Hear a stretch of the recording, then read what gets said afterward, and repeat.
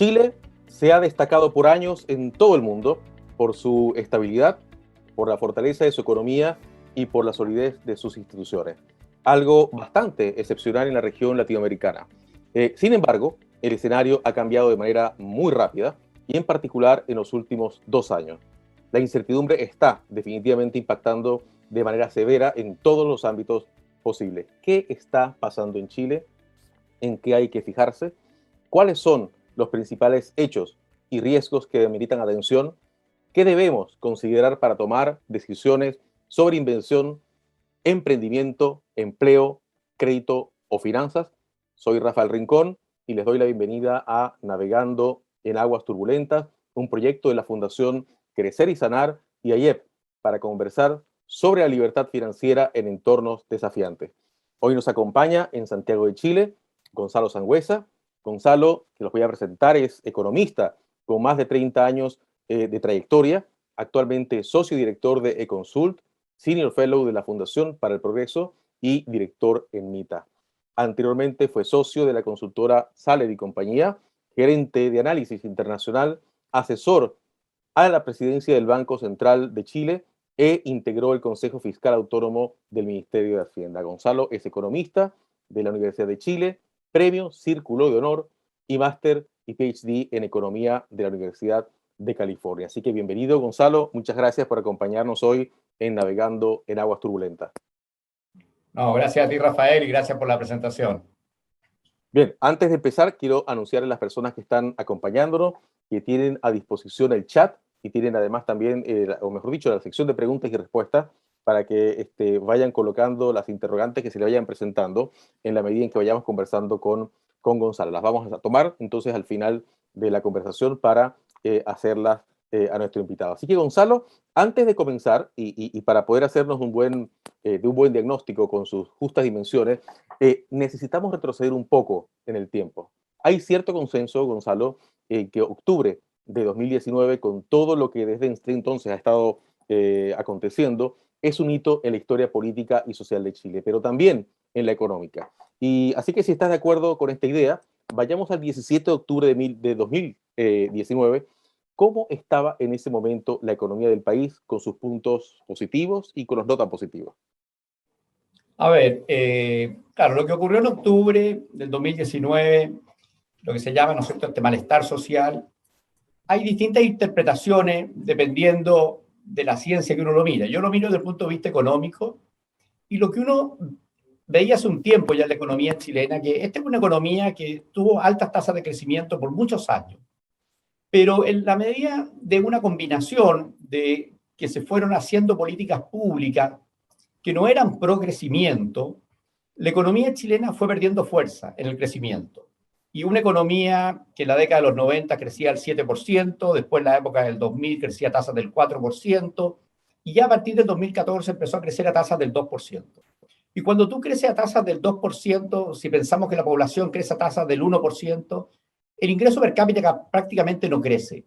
Y por lo tanto, las expectativas que tienen las personas, todo el mundo que sale al mundo laboral después de haber estudiado, que va a tener un buen trabajo, que en la medida que van pasando los años, su remuneración va creciendo y que va pudiendo acceder a más bienes y servicios, eso no se cumplió. Porque cuando la economía pierde velocidad de crecimiento, se generan menos empleos, los salarios suben a tasas más lentas y por lo tanto la gente siente que no le están dando lo que él era su expectativa razonable. Por otro lado, el Estado, que vive de los impuestos que se cobran en función del crecimiento económico, tampoco recibe los ingresos que necesita para cumplir con todas esas demandas sociales. Entonces, yo creo que lo que nos pasó es que en algún punto, en la década pasada, fuimos perdiendo el impulso de crecimiento y eso generó una insatisfacción que se fue acumulando en el tiempo. Esa es mi interpretación desde el punto de vista económico de lo que ocurrió el año 2019. Y en general, Gonzalo, ¿qué tipo de políticas, de medidas permitieron en su momento crecer a Chile y qué fue pasando después para que ese crecimiento se ralentizara y produjera precisamente el efecto que tú estás comentando? A ver, las cosas más obvias, Chile por muchos años tenía tasas de impuestos muy bajas, significativamente más bajas que el promedio de los países de la OCDE, y por lo tanto era muy atractivo traer capital a Chile, invertir en Chile, porque era una baja tasa de impuestos. Y el sistema tributario era muy simple, entonces también era fácil pagar los impuestos. Después teníamos mercados laborales flexibles, que se fueron cada vez haciendo menos flexibles. Teníamos una regulación ambiental que se fue haciendo cada vez más compleja, y no compleja en el sentido de que las empresas no cumplan con las normas ambientales. Aquí tenemos empresas que son internacionales y que cumplen estándares internacionales. Lo que se fue haciendo complejo fue la burocracia a través de la cual había que transitar para conseguir todos esos permisos ambientales. Se fue judicializando todo ese proceso. Todo esto está muy documentado en la Comisión Nacional de Productividad. Entonces, los proyectos de inversión que antes tú te demorabas 2 años, en algunos casos, proyectos mineros grandes, te podías demorar 10 años. Tenías que sacar más de 800 permisos. Bueno, todo eso hace que haya menos inversión, y si hay menos inversión, menor crecimiento. Entonces, fue aumentar tasas de impuestos, hacer los mercados, sobre todo el mercado laboral, menos flexible, y una burocracia estatal que nos fuimos llenando de regulaciones y que el Estado no avanzó a la velocidad que estaba avanzando la economía. Todo eso hizo que la tasa de inversión bajara, que hubiera menos stock de capital y menos crecimiento económico. Ahora, Gonzalo, entonces ahora volvamos ahora al presente, desde el 17 de octubre del 2019 hasta ahora. Y antes de identificar, Gonzalo, algunos puntos críticos, ¿cómo es el panorama general que tenemos ahora? Y especialmente, ¿cómo es el panorama general también, no solamente de la gran economía, sino también de las economías domésticas? A ver, hoy día la situación es una mezcla entre lo que ocurrió en octubre del 2019 y las consecuencias o los eventos que se desencadenaron, y el COVID, que es un evento que nosotros los economistas decimos que es incognoscible, porque era un evento que nunca nos imaginamos que podía ocurrir. Nunca nos imaginamos que el 90% del mundo iba a estar en hibernación, iba a estar en su casa, que los gobiernos le iban a decir a la gente no salga a trabajar, quédese en la casa, que no se podía movilizar. O sea, eso no estaba en los libros. Y por lo tanto, hoy día lo que tenemos que vivir es con la consecuencia de eso. Y la consecuencia de eso tiene 2 dimensiones bien importantes. Los países, y Chile es uno de ellos, están más endeudados, los gobiernos, porque tuvieron que colocar muchos recursos en esta transición, ¿no es cierto?, del periodo de pandemia. Los gobiernos están mucho más endeudados. Hay gastos fiscales que son mayores que los ingresos y eso hay que reducirlo en el tiempo. Y todo eso genera riesgos recesivos hacia adelante. Cuando tú retiras los estímulos, hay riesgos recesivos. Y lo segundo, lo que está pasando en el mercado laboral. El mercado laboral se ha recuperado gran cantidad de empleo, pero hay un monto insignificativo de empleo que probablemente no se van a volver a recuperar porque se aceleró el cambio tecnológico. El ejemplo que a mí me gusta dar es que mientras los supermercados antes contrataban vendedores, ahora lo que contratan son programadores, porque tú ya es el e-commerce, ¿no es cierto?, lo que surgió después de la pandemia. Pero ese es un ejemplo. En todas las industrias se están reinventando y es probable que una cantidad importante de trabajadores no encuentre sus puestos de trabajo después que pasemos esta pandemia. Entonces, yo te diría que las situaciones más complejas tienen que ver con la situación fiscal y tiene que ver con el mundo del trabajo. Y ahí un comentario, Gonzalo, que fíjate que incluso hace ya un tiempo atrás, en 2015 más o menos, Bill Gates dio una charla TED donde él decía que él le tenía mucho más miedo que a una guerra nuclear o algo por el estilo, precisamente una pandemia. Probablemente no se imaginaba de qué iba a ser, pero bueno, efectivamente llegó ese punto. Y entonces esta combinación que en el caso de Chile, ¿no?, que la parte social y política con la pandemia, entonces ha sido definitivamente una cuestión muy compleja. Y Gonzalo, yo le pregunto, ¿pero cómo se ha comportado la economía de Chile en pandemia? Pese a lo que tú estás diciendo, ¿no? Si lo comparamos con otros países, ¿cómo ha sido ese comportamiento? ¿Cómo ha recibido el golpe?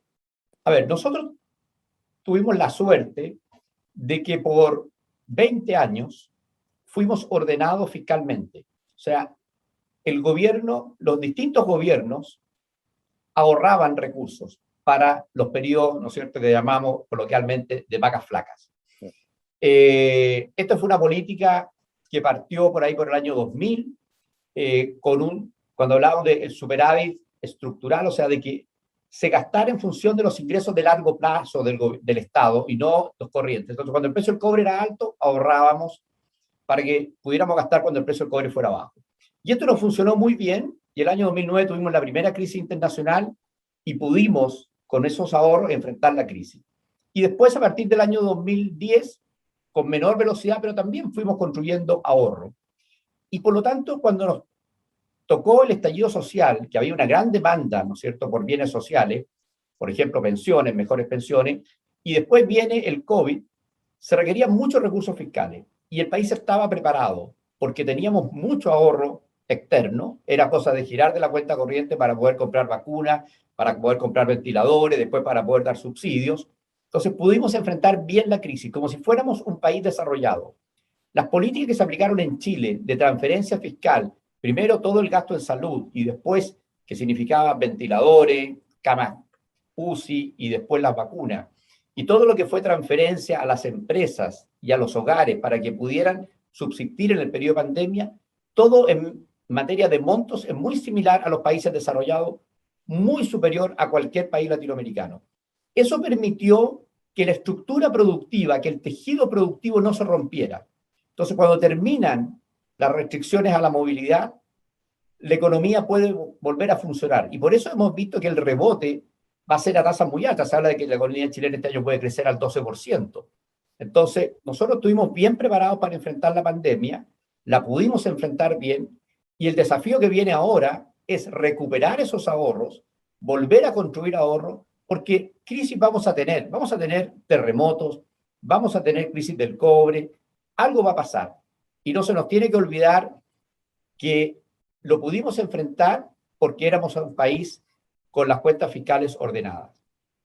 Bueno, y además le agrego un énfasis a lo que ya mencionaste un poco sobre el cambio tecnológico, Gonzalo, porque efectivamente esto lo que hace es que acelera la presión, por ejemplo, sobre las empresas para la transformación digital, una cosa que ya venía, desde que definitivamente ya estaba produciendo y lo que hace es presiona de una manera tremenda el asunto. Así que ahí va a haber que hacer solamente Sí, esfuerzos. Rafael, yo sé que tú sabes mucho sobre la revolución industrial 4.0 y lo que sabíamos, y estoy hablando ya desde el punto de vista de las empresas, sabíamos que la tecnología estaba ahí, pero no teníamos la necesidad de hacer los cambios. Y lo que nos produjo la pandemia es que de la noche a la mañana las empresas teníamos que estar en nuestras casas, en nuestros hogares, todos separados, los trabajadores, los ejecutivos, y teníamos que funcionar igual.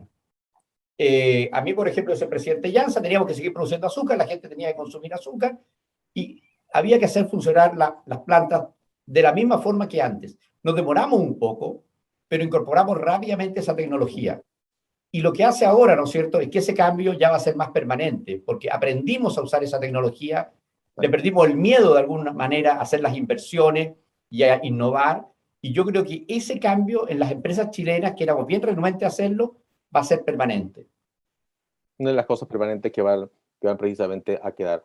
Y Gonzalo, si tuvieras que elegir algunos puntos críticos y estratégicos que deben ser cuidados, abordados por tomadores de decisiones en la política, en el Banco Central, en otros ámbitos, ¿cuáles son esos a tu juicio? A Ya ver, adelantaste que hay que recuperar los ahorros, por ejemplo. ese es el primer punto crítico, porque esto es igual que cuando uno está enfermo. Si uno está enfermo, se toma los remedios. Si uno está enfermo, deja de tomarse los remedios. Bueno, acá la política fiscal fue al socorro de la familia, de las empresas. Una vez pasada la pandemia, como está pasando hoy día, digamos, uno tiene que retirar esos estímulos y empezar a construir ahorro. Eso es lo primero. Lo segundo, no tenemos que hacer cargo de la fuerza laboral que no se va a reincorporar a sus mismos puestos de trabajo. O sea, tenemos que ser capaces de trabajar, gobierno y empresas, con las asociaciones gremiales, con las asociaciones de trabajadores, para ver dónde están esos bolsones, ¿no es cierto?, esos grupos de trabajadores que no van a encontrar su empleo. Y tenemos que reconvertirlos. Ese es un desafío de este siglo, que uno va a tener que reeducarse en el trabajo muchas veces durante su vida laboral. Entonces tenemos que ver, porque no nos vamos como las políticas públicas del pasado, ¿no es cierto?, que cuando había una alta tasa de desempleo, entonces cursos de secretaria y cursos de peluquero, pero eso no servía para nada. Después lo único que teníamos era gente desempleada. Ahora tenemos que trabajar con las empresas, ver cuáles son las habilidades que se requieren y capacitar a este grupo de trabajadores en esa habilidad. Entonces viene un desafío mayor, creo yo, en la coordinación entre Estado, empresas, trabajadores, para que esa gente no quede mucho tiempo fuera de la fuerza de trabajo. Yo creo que es un desafío mayor que viene. Ahora, Gonzalo, una de las finalidades de esta conversación de hoy, que forma parte además de un programa mayor de educación financiera, es precisamente entender esto para la economía doméstica, para decisiones personales, incluso nuestras decisiones de emprendimiento, en fin. Así que en esta conversación nos acompañan muchas personas que deben precisamente hacer eso y tomar esas decisiones económicas, personales, familiares, etcétera. ¿En qué particularmente, Gonzalo, deben fijarse con más cuidado para diseñar sus estrategias de inversión, consumo, crédito y otras? Si quieres empezamos con la dimensión más personal y familiar. Mira, lo que hemos aprendido es que existen riesgos conocidos que nos podemos imaginar y que lo hemos enfrentado en el pasado. Es duro, pero sabemos lo que es un terremoto en Chile, sabemos lo que produce, sabemos cuánto tiempo dura la economía recuperarse, los empleos en recuperarse, tenemos historia de eso. Sabemos lo que es una crisis financiera internacional y ahora sabemos lo que es una pandemia, pero también sabemos que hay cosas que no sabemos que van a pasar y que pueden pasar. Entonces, yo creo que una lección que uno saca de esto es que hay que ser mucho más cuidadosos a nivel familiar y a nivel empresarial con los niveles de deuda. Cuando tú tienes bajos niveles de deuda, tú puedes pasar estas crisis. Cuando tú estás siempre muy endeudado y por lo tanto todo tiene que salir bien para poder pagar tus créditos, el riesgo es muy grande. Entonces, yo creo que lo que hemos aprendido acá es que los niveles de deuda son muy importantes. En un mundo de más incertidumbre, uno tiene que trabajar con menos deuda. Perfecto. Y, por ejemplo, Gonzalo, cosas como que mucha gente se pregunta hoy, como comprar dólares o criptomonedas o cosas por el estilo. ¿Qué opinión tienes tú de eso? A ver, cuando uno habla de la riqueza financiera, o sea, son los ahorros que uno tiene, la recomendación es que uno los tiene que tener invertidos fuera de Chile en una moneda distinta al peso. Porque normalmente un hogar o una pyme tienen sus casas, la casa está en Chile, el trabajo está en Chile, o sea, todos los riesgos son, más allá de los riesgos particulares, son los riesgos de la economía chilena. Entonces, si yo tengo un ahorro, yo tengo que tratar de que ese ahorro esté en un instrumento fuera de Chile para diversificar. Y hoy día, por suerte, Chile tiene un mercado de capitales muy desarrollado e incluso uno con ingresos medianos, uno tiene la posibilidad de invertir, por ejemplo, a través de fondos mutuos, en activos fuera de Chile. Los fondos de pensión eran una magia porque la AFP, gran parte de las inversiones estaban fuera de Chile. Y estaban fuera de Chile por esa razón. La gente dice a veces, ¿por qué no estaban invirtiendo en Chile? Bueno, porque son los ahorros de largo plazo. Por lo tanto, los tengo que tener diversificados porque si tengo todo en Chile y además la persona trabaja en Chile, tiene su propiedad en Chile, el riesgo que tengo en Chile es muy grande. Entonces, lo normal es que uno diversifique. Entonces, ahora, si uno quiere ir a cosas más especulativas, como serían las criptomonedas y ese tipo de cosas, uno lo puede hacer en la medida que esté dispuesto a perder. O sea, riesgo, retorno. Cuando yo quiero más retorno, tengo que tomar más riesgo. Por lo tanto, cuando me dicen que algo va a rentar mucho, yo tengo que saber que estoy tomando mucho riesgo. Normalmente los vendedores de estos productos me dicen, no, esto es fantástico, usted va a tener un tremendo retorno y un bajo riesgo. Eso no existe, porque si eso existiera, ya todo el mundo lo habría tomado. Entonces, cuando a mí me ofrecen criptomonedas que son muy rentables, tengo que saber que es muy riesgoso. Y si lo voy a hacer, por ejemplo, con la caja de mi empresa, lo más probable es que cuando necesite la caja no voy a tener los recursos. Si lo voy a hacer con mi patrimonio familiar, tengo que estar dispuesto a perderlo. Entonces, uno lo que hace con el ahorro es que primero va a cosas muy seguras y solamente una parte chica, ¿no es cierto? Uno la deja a cosas más especulativas que tienen más retorno, pero que tienen más riesgo. Y la crisis y la pandemia nos enseñó que esos riesgos se manifiestan y a veces con mucha fuerza. Y precisamente hace un tiempo, un par de semanas atrás, Gonzalo, tuvimos una conversación sobre criptomonedas y salió precisamente este tema. Y una de las cosas que apareció es, bueno, cuando le prometan a usted que esto es ganancia garantizada y todo lo demás, cuidado porque eso no existe, efectivamente, ¿no? Estas cosas sin riesgo y sin nada, esto no existe. Bueno, y una pregunta que seguramente me imagino que están haciendo muchas personas que nos están escuchando, ¿qué es lo que está pasando, Gonzalo, con los créditos hipotecarios y cómo ves tú el escenario futuro para eso? Mira, los créditos hipotecarios es un buen ejemplo de que la economía es un sistema. Uno mueve una tecla y se afecta a todo el sistema. Entonces, acá, ¿qué es lo que pasó? Que se empezaron a producir los retiros de los fondos de pensiones, incluso un retiro de rentas vitalicias de las compañías de seguro. Los fondos de pensiones y las compañías de seguro son los ahorradores de largo plazo, porque cuando yo, digamos, a los 25 años, empiezo a ahorrar en un fondo de pensión, lo que le estoy diciendo al fondo de pensión, que en 40 años más, cuando tenga 65 años, voy a venir a retirar mis fondos. Y por lo tanto, el fondo de pensión sabe que tiene un horizonte de 40 años para invertir esos recursos. Las compañías de seguro pasa lo mismo. Toman mis recursos después que yo acumulé en un fondo de pensión y me dan una renta vitalicia por 30 años. Bueno, entonces estas instituciones que manejan este ahorro tienen que salir a buscar un activo donde invertir que sea un plazo similar de largo. Y esos son los créditos hipotecarios. Porque en el crédito hipotecario lo que uno hace es que uno se compromete a pagar una cuota por 20, 30 años. ¿Y quién junta esa demanda por crédito hipotecario con el ahorro de largo plazo? Son los bancos. Entonces, un banco, cuando da un crédito hipotecario a 30 años, necesita que alguien lo financie a 30 años. Y eso eran los fondos de pensión y las compañías de seguro. Todo esto estaba comunicado, eran vasos comunicantes. Entonces, cuando yo coloco, ¿no es cierto?, un palo en la rueda de los fondos de pensiones y le digo, mire, no invierta, porque a lo mejor le voy a retirar una vez, dos veces, tres veces, cuatro veces, y lo mismo las compañías de seguro, ellos no están invirtiendo a largo plazo.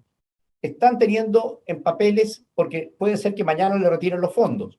Y como ellos no están invirtiendo, el banco que quiere dar un crédito a 30 años porque tiene un cliente, no tiene financiamiento a 30 años. Entonces, el palo en la rueda que colocamos en el sistema de pensiones rebotó en los créditos hipotecarios. Y mientras no resolvamos el problema de hasta cuándo vamos a seguir haciendo retiros de los fondos de pensiones de las compañías de seguro, esa rueda no va a volver a funcionar y no vamos a tener crédito hipotecario en el mercado. Entonces, muestra que la economía es un sistema complejo, que uno tiene que ver todas las dimensiones cuando uno toma una política. Y lamentablemente, los diputados que han aprobado estos retiros y los senadores no contemplaron que al final, ¿no es cierto?, uno de los sectores más afectados iba a ser el sector de la vivienda, que es la principal aspiración que tienen todos los hogares. O sea, tú haces una encuesta a cualquier hogar y su principal aspiración es tener su casa propia. Chile tenía de las tasas de propietarios más altas de Latinoamérica, precisamente porque teníamos un mercado de capitales que daba créditos a 20, 30 años, colocando un pie de 20%. Entonces, con un poco de ahorro yo podía acceder a una casa propia. Eso hoy día está congelado, como te decía, en la medida que no resolvamos el tema de los fondos de pensiones y no paremos los retiros, esta rueda no va a volver a funcionar. Y salgamos ahora un poco de la economía doméstica, Gonzalo, y te quiero invitar a pasar las empresas. Y sobre todo primero a los emprendedores. Es decir, nos están escuchando quizás también muchas personas que están con planes de emprender un negocio un poquito más pequeño, un poco más grande, o personas que los tenían y los tienen congelados. ¿Qué consejo, orientación les darías a quienes están en esa situación? Mira, Chile tiene hace mucho tiempo un ecosistema muy amigable para los emprendedores. Porque lo primero que necesita tener un emprendedor es una economía de libre mercado. O sea, poder inventar algo, crear algo y saber que alguien va a demandar ese producto, que va a tener, ¿no es cierto?, todos los insumos o servicios que alguien le va a proveer para que él pueda entregar ese producto. Entonces, tener una economía de mercado que funciona bien es una condición básica para tener emprendedores. Después, que se respete el derecho de propiedad y que se respete la ley, porque si tú eres creador, emprendedor de algo, tú quieres que se respete tu derecho de propiedad. Y Chile también tenía eso muy bien desarrollado. Después necesitabas un mercado de capitales, porque necesitas financiamiento. Lo primero que se habla, ¿no es cierto?, que son las familias y los amigos al principio, pero después tú empiezas a escalar esto y tú necesitarías un mercado de venture capital y después necesitas el mercado financiero. Y todo eso en Chile lo fuimos desarrollando.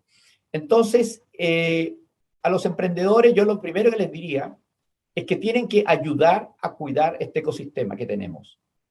Y gran parte de este ecosistema lo vamos a jugar en la reforma a la Constitución.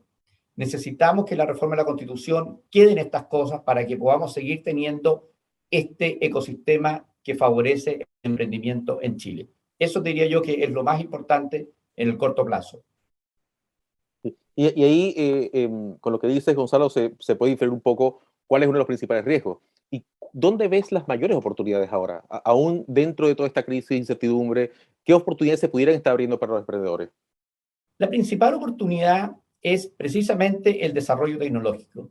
Lo que tenemos hoy día es que hay distintos instrumentos tecnológicos, hay capacidades de desarrollar software y desarrollar aplicaciones, y lo que necesitamos son personas, emprendedores, que sean capaces de buscar soluciones, por ejemplo, a los procesos productivos.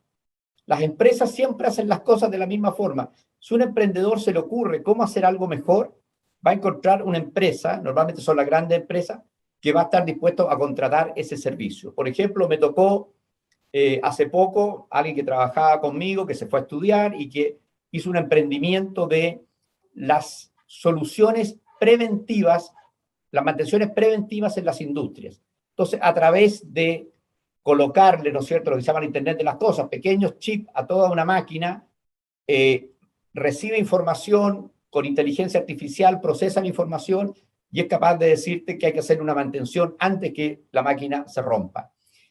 Entonces, lo que hace el emprendimiento hoy día es capaz de juntar este desarrollo tecnológico con necesidades que tienen las empresas o las personas a través de aplicaciones o otros software. Yo creo que ahí hay una tremenda oportunidad y yo creo que lo que estamos viendo en Chile en los últimos 12 meses es que muchas empresas han sido muy exitosas haciendo esto. No tenemos que inventar la rueda, sino que tenemos que juntar las piezas y pensar qué podemos ofrecerle a las empresas o a los hogares como soluciones con tecnología.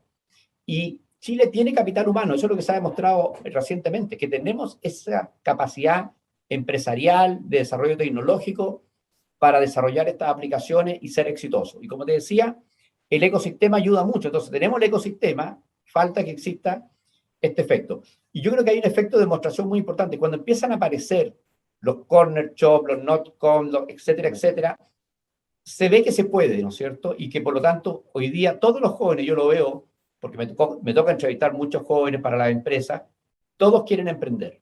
Y yo creo que esa es una tremenda oportunidad porque hoy día tenemos todas las condiciones para emprender.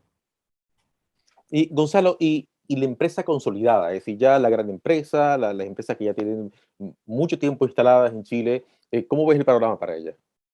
A ver, las grandes empresas tienen siempre el desafío de que pueda haber otro, ¿no es cierto?, que entregue un mejor producto en mejores condiciones, a precio más bajo. Siempre tienen ese desafío.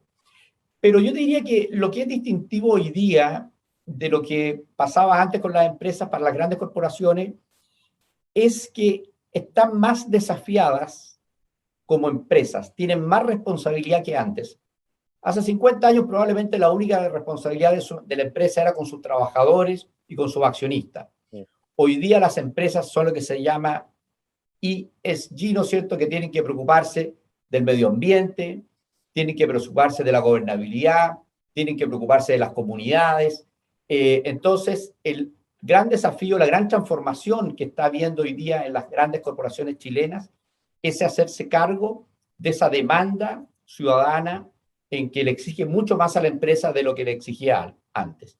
Y eso pasa por hacer cambios bien significativos en la cultura de las empresas, y en ese proceso están las empresas hoy día. O sea, todas las grandes empresas en Chile hoy día están dando ese paso que la sociedad les está pidiendo. Y Gonzalo, y ya para irnos acercando al final, no es bueno, tú lo sabes muy bien, intentar predecir las cosas, pero sí conviene más o menos proyectar escenarios futuros, ¿no? ¿Cuáles son los que tú ves con mayor claridad, por lo menos hoy? Como tú dices, mira, yo creo que hay una cosa que es muy importante en Chile para las familias, sin duda, pero también para los emprendedores y para las grandes empresas. ¿En qué escenario internacional se va a desarrollar la economía chilena los próximos 4 o 5 años? Y yo creo que el escenario es bastante bueno. Yo creo que las perspectivas del escenario mundial son positivas para Chile. Yo creo que el cambio tecnológico que está produciéndose, junto a esta demanda por empresas socialmente responsables, responsables con el medio ambiente, genera una tremenda ventaja para Chile que tiene que ver con la energía limpia. Yo creo que ahí nosotros estamos viendo una tremenda oportunidad para la economía chilena. Y yo creo que eso es algo que va a permear a todo el resto de la economía. Entonces yo diría que ese es un desafío importante que tenemos porque tenemos todas las condiciones para desarrollarlo bien. Se habla del hidrógeno verde, ¿no es cierto? Se habla de la energía solar. Es una oportunidad muy buena que nosotros tenemos porque los consumidores demandan eso de las empresas y nosotros podemos entregar energía limpia para el futuro. Yo te diría que ahí es una de las grandes oportunidades que nosotros tenemos. Y un mensaje, Gonzalo, ya como última pregunta, antes de pasar las preguntas de la audiencia. ¿Qué mensaje tienes hoy día para los tomadores de decisiones en materia de política y economía y también para los líderes empresariales? A ver, yo creo que una cosa objetiva, ¿no es cierto? Hay mucha incertidumbre en Chile, hay mucha incertidumbre, tenemos elecciones políticas este fin de semana, estamos discutiendo una nueva constitución, estamos teniendo inflación como nunca habíamos tenido, producto, ¿no es cierto?, de la pandemia, estamos con un país más endeudado. Entonces, todo esto se refleja en un índice que se mide en Chile, que se llama la incertidumbre política económica. Y esa incertidumbre política económica es muy alta. Pero eso no nos debe olvidar de que también hay tremendas oportunidades. Como te decía yo, este país tiene grandes ventajas competitivas. Lo tuvimos primero en la minería, después lo tuvimos en los recursos naturales, todo lo que era en la agroindustria, y hoy día lo tenemos en la energía. Yo creo que de nuevo Chile tiene una gran oportunidad y tenemos que hacer las cosas bien, Estado, sector privado, ¿no es cierto?, el mundo del trabajo, para no perder esta oportunidad. Muchas veces hemos perdido oportunidad en el pasado. Yo creo que tenemos la oportunidad, estamos en el lugar correcto, ¿no es cierto?, la naturaleza nos ayuda mucho. Entonces yo tendría una cuota de optimismo. Yo creo que a toda esta incertidumbre que tenemos que ponerle en el balance estas grandes oportunidades que tenemos en el país y que si lo hacemos bien, ¿no es cierto?, nos pueden dar ese salto al desarrollo, que es el gran desafío que tiene Chile. Cuando yo veía las protestas en octubre y veía los letreros, me daba cuenta que la gente quiere vivir en un país desarrollado. La gente quiere tener buena salud, quiere tener buena educación, quiere tener buenas pensiones, quiere que cuidemos el medio ambiente, quiere que nos cuidemos entre nosotros. Bueno, eso es un país desarrollado. O sea, el sueño que tenemos todos los chilenos es ser un país desarrollado. Yo creo que esa oportunidad la tenemos y depende de nosotros si la tomamos o como muchas veces tú sabes en la historia, al igual que muchos países latinoamericanos, la hemos dejado pasar. Así es. Y bueno, un poco lo que también tú comentabas hace un rato, y cuidar el ecosistema, ¿no? El ecosistema que tiene elementos que son institucionales, que tiene, digamos, la propiedad privada, que tiene también otros más que son el funcionamiento de la economía de mercado. Y bien, Gonzalo, vamos a pasar a las preguntas que ya nos van llegando del público, que ya tenemos, de hecho, varias. Acá tenemos, por ejemplo, una de Isaías Zamudio. Les recuerdo a todos los que estén conectados que pueden colocarlas en el chat para hacerle las preguntas a Gonzalo. Isaías Zamudio nos está preguntando, ¿es malo que la economía crezca tanto, por ejemplo, 12%, o lo tomarán como una inflación? ¿Qué hace que un crecimiento sea positivo o negativo si en ambos aspectos aumenta el poder adquisitivo de la gente? ¿O es netamente por la escasez de los productos de mercado? De ser el caso, ¿no se repone con el tiempo? ¿Qué nos puedes decir con respecto a este punto, Gonzalo? A ver, efectivamente, las economías tienen una capacidad de crecimiento. Esa capacidad de crecimiento está dada por cómo crece el capital, cómo crece la cantidad de trabajadores y la calidad, ¿no es cierto?, de la educación de esos trabajadores y la innovación. Eso nos da una capacidad de crecimiento. En la medida que la economía crece a esa capacidad de crecimiento, no se producen desequilibrios macroeconómicos, no se produce inflación, no se produce desempleo, no se produce un exceso de endeudamiento. Si crecemos muy rápido, vamos a tener uno de los primeros síntomas de que estamos creciendo muy rápido es la inflación. Entonces, desde ese punto de vista, no es tan bueno crecer demasiado rápido.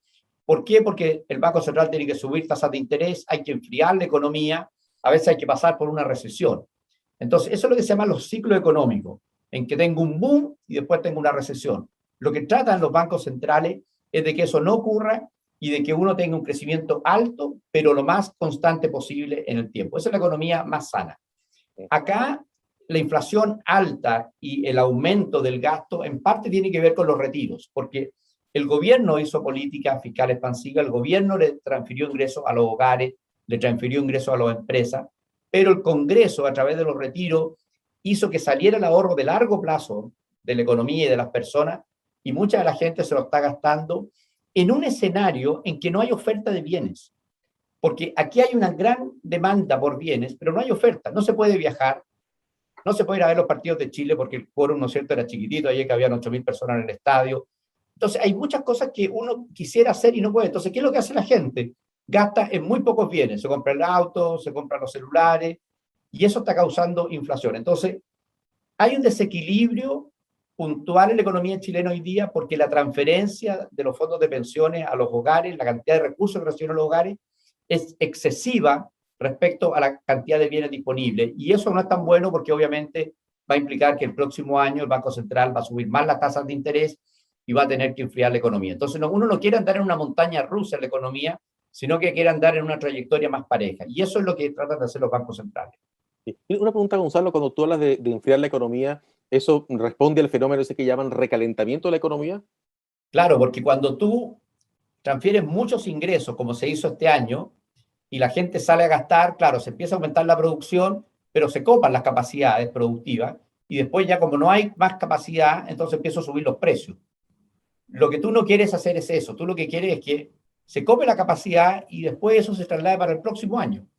Pero si entregué todos los recursos un año, el próximo año, para evitar la inflación, porque la inflación es muy negativa para los hogares, especialmente para los hogares más pobres, tú para poder bajar esa inflación vas a tener que hacer que la economía crezca mucho menos de lo que creció este año. Entonces, cuando me preguntan, ¿es bueno crecer al 12? Yo digo que no, es mejor crecer un poco menos este año y más el próximo, que sea más gradual los crecimientos. Aquí Isaías nos envía agradecimiento por la respuesta, nos dice que le quedó por acá muy claro. Por acá tenemos también una pregunta, Gonzalo, de Antonio Rincón. ¿Este esquema de ahorro para responder a las crisis cree usted que sea útil para la actual crisis de suministro? ¿Cómo afecta ese hecho para las entradas y salidas de productos? Eh, pero ¿a qué esquema de ahorro se refiere? ¿A los fondos de pensiones o al ahorro del Estado? Aquí, bueno, aquí Eh, le podríamos pedir, Antonio, que nos pueda de pronto aclarar con una nota a qué se refiere. Y mientras eso ocurre, lo que podemos hacer es pasar a la pregunta de Felipe Morán, mientras Antonio nos coloca acá la aclaratoria sobre lo que nos está comentando. Felipe nos está preguntando, ¿puedes profundizar sobre el ESG? ¿Ves a las empresas avanzando fuertemente en esa línea o todavía es vista como un costo o licencia para operar? Mira, lo que estamos viendo hoy día es que esa es la magia de la economía de mercado, que los que tienen el ahorro en el mundo, la gente que tiene ahorro y que invierte en empresas, cada día exige más que las empresas sean ESG o ESG para invertir. Entonces, si tú eres una empresa hoy día que tiene tu certificación, hay muchas empresas internacionales que te dan la certificación, tienes más acceso a financiamiento que si no tienes. Entonces, ya hoy día no es algo voluntario de las empresas, que yo quiero ser una empresa socialmente responsable, que me preocupe el medio ambiente, que me preocupe la gobernabilidad. Hoy día, de alguna manera, el mercado me lo exige. Si yo quiero conseguir financiamiento barato para mis proyectos de inversión, me van a pedir el certificado. En algunos mercados, los consumidores lo están exigiendo para que esos productos se puedan vender en ciertos lugares. Entonces, las empresas es una necesidad hoy día moverse en esa dirección. Y prácticamente todas las grandes empresas en Chile ya están con informes de sostenibilidad. Muchas de estas empresas ya tienen este requisito y lo vamos a ver cada día más en Chile. Y imagino, Gonzalo, que también se ha ido desarrollando con el tiempo y probablemente también aquí en Chile empresas que se dedican a la consultoría en esas materias, ¿no? De ESG y que también es una oportunidad tremenda para ellos el desarrollo de esto, ¿no? Claro, se arma todo un ecosistema porque necesitas, o sea, ESG no es que van y me van a sacar una foto, sino que tengo que hacer una serie de cosas, pero cada una de esas cosas que tengo que hacer, por ejemplo, medir mi huella de carbono, medir mi consumo de agua. Bueno, tengo que ir y contratar una empresa especialista que me mida la huella de carbono. Ok, y ahí tengo la foto. Y después hay una empresa que me va a certificar y me dice, mire, su foto es mala, yo no le puedo dar su certificado, usted tiene que tomar acciones. Tengo que ir a otra empresa que me diga, bueno, ¿cómo entonces reduzco mi huella de carbono? Entonces se va creando todo un ecosistema de empresas que hacen las evaluaciones, de empresas que te ayudan a mejorar esos índices, después de empresas que te certifican y después las empresas que te financian si tú tienes todas esas condiciones. Entonces, estas cosas cuesta que partan porque como todas las cosas, tienen que estar todos los elementos para que esto pueda partir. Pero ya en Chile existen todos los elementos y hoy día, como te decía, cada día más empresas están moviéndose en esa dirección, porque ya está el ecosistema para que las empresas puedan conseguir estas certificaciones. Perfecto. Y bueno, mientras ya aquí tenemos la aclaratoria de Antonio Rincón, se refería al ahorro del Estado. Y les recuerdo que si alguien tiene alguna pregunta más, la coloca acá en el chat para hacérsela a Gonzalo. Se refería entonces, Gonzalo, a el ahorro del Estado. Sí, mira, lo que sabemos es que cuando existen estas grandes crisis, como te decía, la crisis financiera del 2009, que muchos de ustedes se acuerdan, cuando existe el terremoto del 2010, o cuando existe la crisis social, la pandemia, el único que tiene la capacidad de enfrentar eso es el Estado. Por lo tanto, uno necesita que el Estado sea lo suficientemente fuerte y en este caso que tenga ahorro o que tenga capacidad de endeudamiento. Si uno mira antes del 2000 y mira 100 años hacia atrás, en cada crisis internacional, Chile era de los países más afectados. Fuimos de los más afectados en la crisis del año 29, fuimos de los más afectados en la crisis del año 80, porque era un país que no tenía ahorro y que cuando venía la crisis no teníamos con qué enfrentar esa crisis. Como decía, a partir del año 2000 hemos construido esa conducta de que el Estado ahorra en los periodos buenos y por lo tanto hemos sido capaces de enfrentar los escenarios negativos. Entonces yo creo que es muy importante haber tenido esa posibilidad.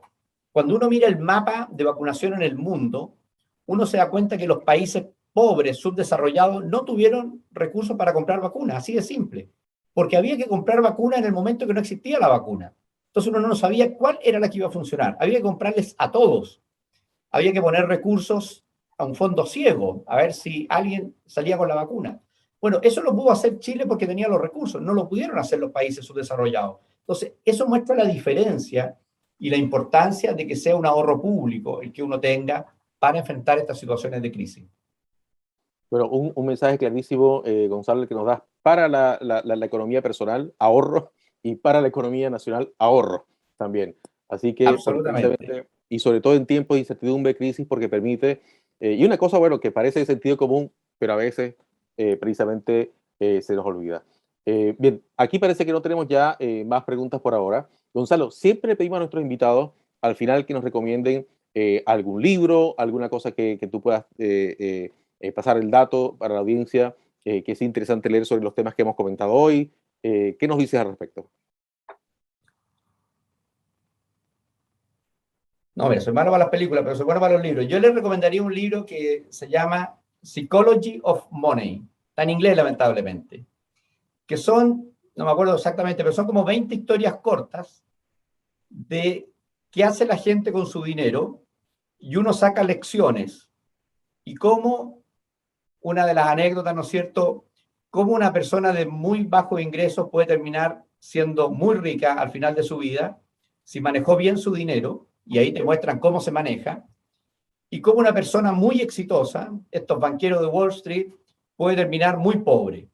Entonces, hay 20 historias de eso y yo creo que a los emprendedores, a los hogares, a las pymes, le va a servir mucho porque son historias de verdad, digamos, de cómo distintas formas de tratar con el dinero producen resultados completamente distintos y muy contrarios a lo que uno pensaría, digamos. O sea, uno se sorprende que todos al final, independiente del nivel de ingreso, podría tener una vejez feliz si supiera manejar bien el dinero. Entonces, estas son historias concretas, no son fórmulas, no son modelos, ¿no es cierto? Son historias de la realidad que a uno le permite sacar lecciones de cómo hacerlo. Yo se lo recomiendo sobre todo a la gente joven, yo creo que les va a servir mucho.